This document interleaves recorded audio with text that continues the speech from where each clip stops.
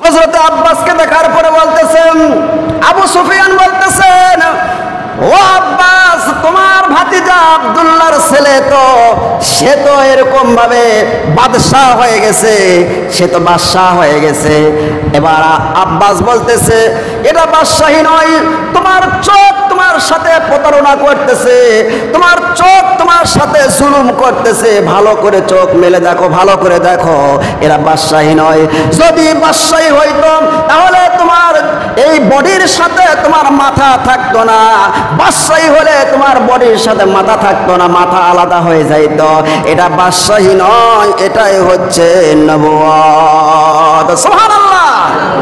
আমার ভাইয়েরা, আল্লাহর নবী, বিশ্ব নবী জনাব মুহাম্মদুর রাসূলুল্লাহ সাল্লাল্লাহু আলাইহি সাল্লাম যখন মক্কার ভিতরে প্রবেশ করলেন, তাকায় তাকায় দেখতেছে যেই সমস্ত কাফেরেরা খাব্বাবকে মেরেছিল, খুবাইবকে মেরেছিল, সুমাইয়াকে মেরেছিল, হযরত বেলালকে উত্তপ্ত বালির উপরে শুয়ে দিয়েছিল, লোহার রড দিয়ে পিটাইছিল, যেই সমস্ত মানুষেরা সাহাবায়ে কেরামদের থেকে বাড়ি থেকে ঘর থেকে বাহির করে দিয়েছিল, ওই সমস্ত কাফেররা থরথর করে কাঁপতেছে।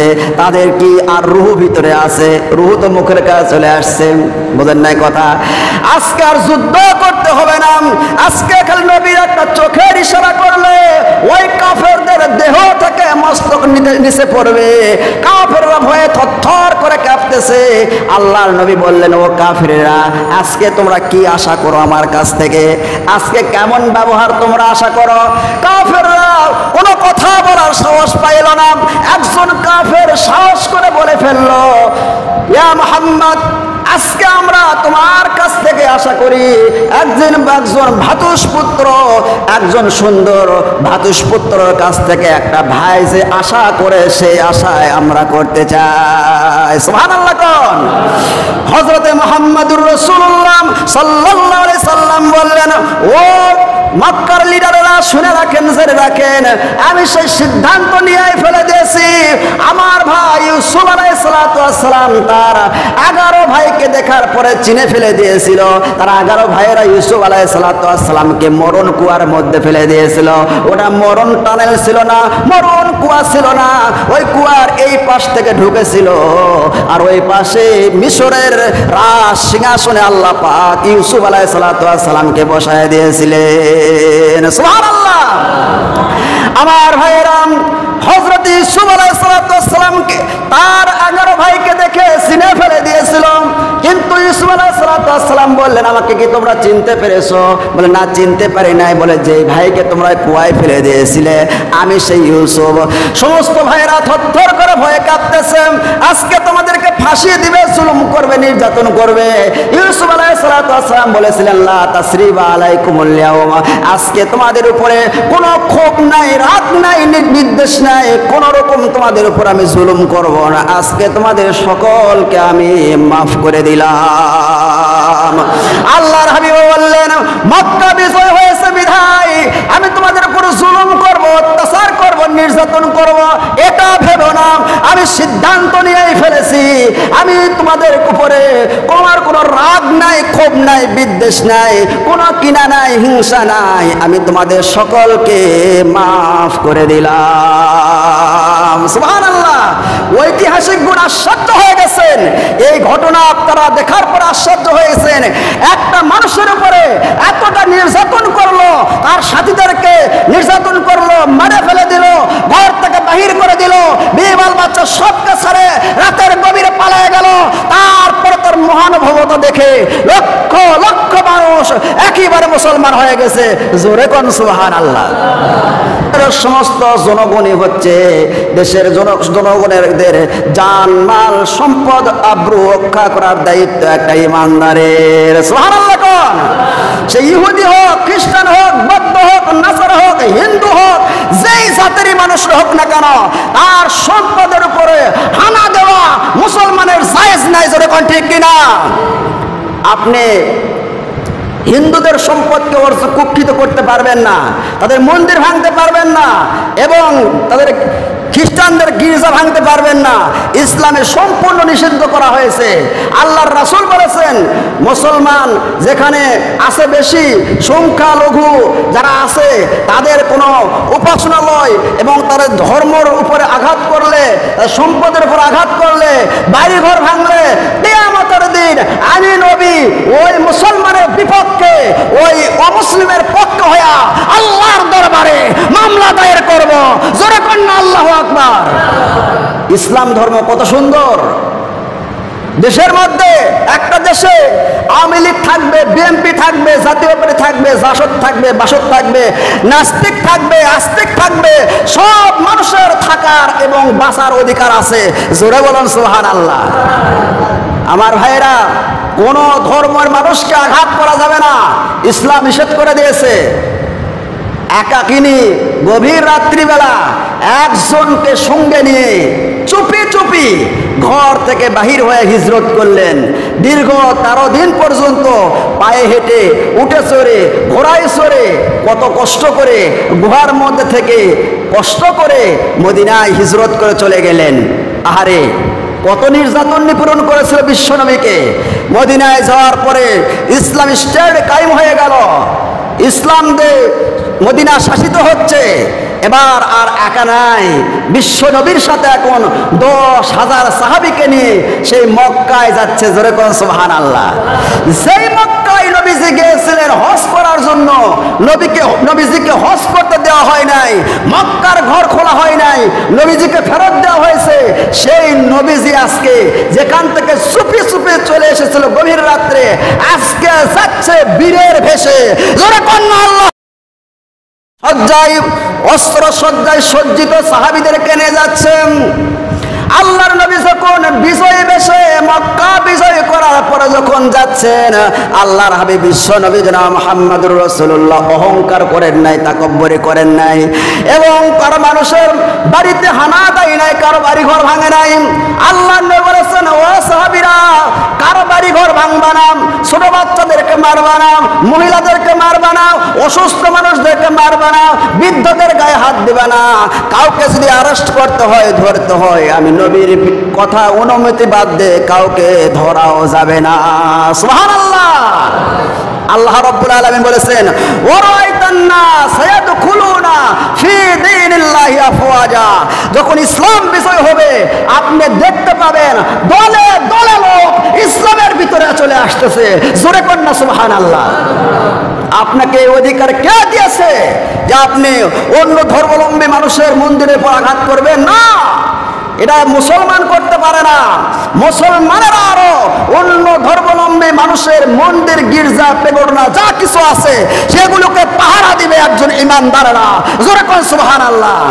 আমরা বর্তমান দেখতে পাচ্ছি বাংলাদেশের অনেক আলেম ওলামা, মাদ্রাসার ছাত্র, তারা মন্দিরকে পাহারা দিচ্ছে যাতে করে কোনো সহিংস না হয়। জোরে কোন সুবহানাল্লাহ। আমার ভাইয়েরা, হযরতে রাসূল পাক সাল্লাল্লাহু আলাইহি সাল্লাম এখন বিজয় ভেসে যাচ্ছে মক্কায়। 10,000 সাহাবী তার সাথে আছে। যখন যাচ্ছেন তার মাথাটা এরকম নিচু হয়ে যাচ্ছে, ওই উটের সাথে কপালের সাথে বাড়ি লাগতেছে। চিন্তা করেন, যাওয়ার পর যখন মক্কার ভিতর প্রবেশ করলেন, প্রবেশ করার আগে তাবু গেড়েছে। সেই সময় লিডার ছিল আবু সুফিয়ান, আবু জেহেল মারা গিয়েছে, উতবা, সাইবা তারাও মারা গিয়েছে। এখন লিডার হচ্ছে আবু সুফিয়ান। আবু সুফিয়ান গোয়েন্দা বাহিনীকে পাঠিয়ে দিল, যাও গিয়ে দেখো তো আব্দুল্লাহর ছেলে মুহাম্মদ কতজন মানুষকে নিয়ে আসছে আজকে মক্কা বিজয় করার জন্য। আমার ভাইয়েরা, এবার যখন গোয়েন্দা বাহিনী আসলো, আল্লাহর নবী বলেছেন, ও সাহাবীরা, তোমরা পায়খানা বানাবা কম, চুলা বানাবা বেশি। সুবহানাল্লাহ কোন। সুবহানাল্লাহ কয় না কে? যুদ্ধ একটা কৌশল, মানে যে অন্যজনের চোখে ধাঁধা লাগিয়ে দেওয়া, বুঝেননি? শত্রু বাহিনীর চোখে ধাঁধা লাগিয়ে দেওয়া যুদ্ধ একটা কৌশল। তোমরা চুলা বানাবা বেশি আর পায়খানা বানাবা কম। এখন রাত্রে গোয়েন্দা বাহিনী আসছে, আসার পরে দেখতেছে জায়গায় দেখেন চুলা জ্বলতেছে, পাহাড়ের উপর থেকে চুলা গোনা শুরু করছে। মানুষটা দেখতে পাচ্ছে না, চুলা গুনতেছে। শেষ রাত হয়ে গেছে, যখন ভোর হয়ে গেছে, আবু সুফিয়ানের কাছে রিপোর্ট নিয়ে গেল। কয়, কি খবর, রাত্রে কতজন মানুষ দেখলা? বলে, মানুষ গুনবো কি হুজুর চুলা গুনে শেষ করতে পারি নাই। বেকুব বেয়াদব, তোরে পাঠাইছে মানুষ করতে লোক কেমন আছে আর তুই চুলা গুনতে গেছস। আর বলছে কি পায়খানা বানাবা কম, সকালবেলা এখন ন্যাচারাল কল, সকালে তো সবারই লাগে, বুঝেন নাই কথা। এখন পায়খানা কম, দীর্ঘ লাইন ধরেছে একটা পায়খানার সামনে। এখন সকালবেলা গোয়েন্দা বাহিনী যা দেখতেছে, বাপ রে বাপ, কি এত মানুষ। দেখবেন যদি একটা 1000 লোকের একটা মিছিল বাইর হয়, জিজ্ঞাসা করা হয় কেমন, আরে ভাই না হলে 5-6 হাজার হবে, যেরকম ঠিক কিনা। আর 10,000 মানুষ যদি পায়খানার সামনে লাইন দেয় তাহলে কত মানুষ দেখা যাবে। গোয়েন্দা এখন 8টা ব্যস্ত করে না, আমাকে ধরে ফেলে মেরে ফেলে দেয়, চলে গেছে আবু সুফিয়ানের কাছে। কি খবর, কতজন মানুষ দেখলে? হুজুর কি আর মানুষ গুনবো, পায়খানার সামনে যে লাইন দেখলাম, লাইন গুনে শেষ করতে পারি নাই। বলে বেটা লোক পাঠাইছে লোক গুনতে, আর তুই পায়খানার লাইন গুনতে গেছস। রাত্রে আসলে ওই গুনে আসতে হলো চুলা, আর তুই গুনে আসছিস পায়খানার লাইন। আমি নিজে যাব। আবু সুফিয়ান এবার ঘোড়ার উপর উঠে নিজে চলে আসলেন। পাহাড়ের উপর থেকে দেখতেছে 10,000 মানুষ এক জায়গায়, বোঝেন নাই তাহলে কত মানুষ দেখা যাবে।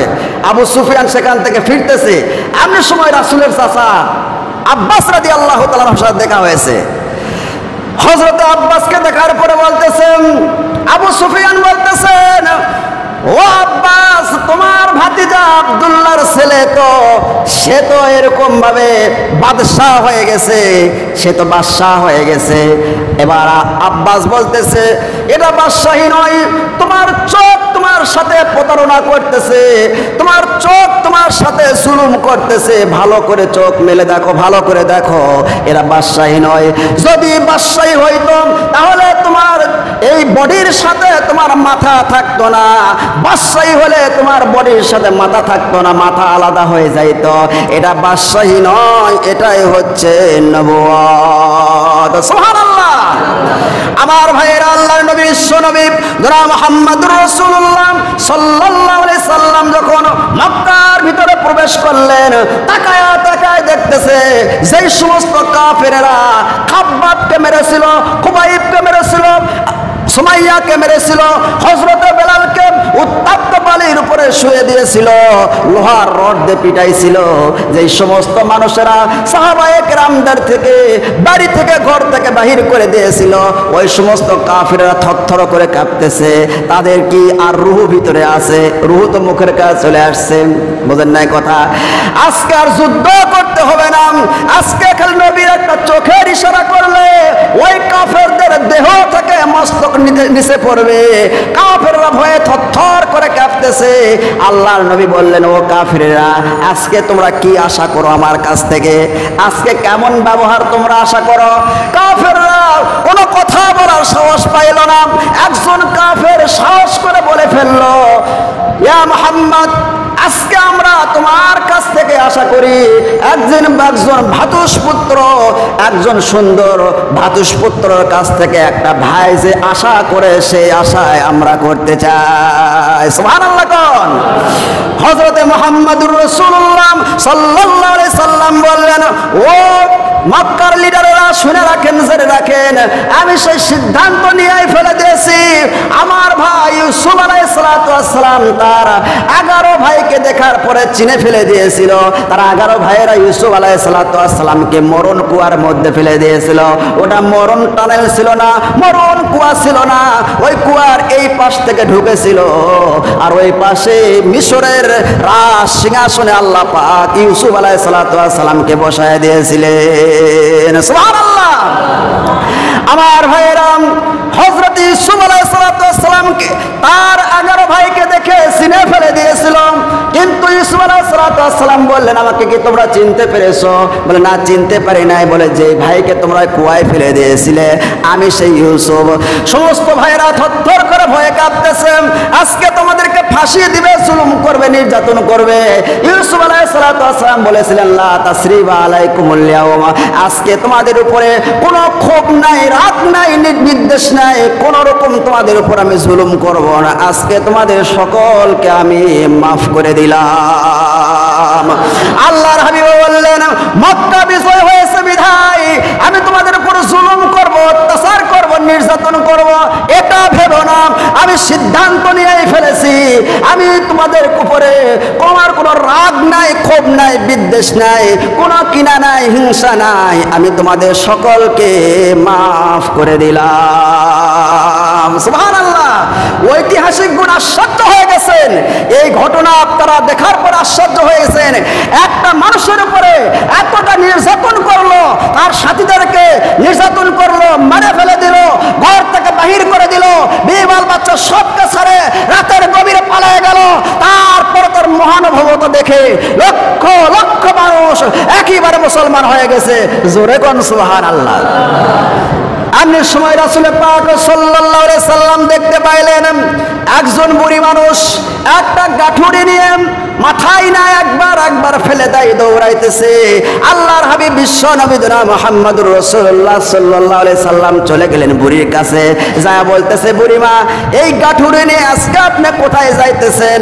বুড়ি বলতেছে, বাবা তুমি জানো না আব্দুল্লাহর পোলা মুহাম্মদ আসতেছে মক্কা বিজয় করার জন্য, শুনেছি যে সে যাকে পাচ্ছে তাকে কচু কাটা করতেছে, আমারে পালে সে হত্যা করে ফেলবে, এই জন্য ভয়ে পলাইতেছি।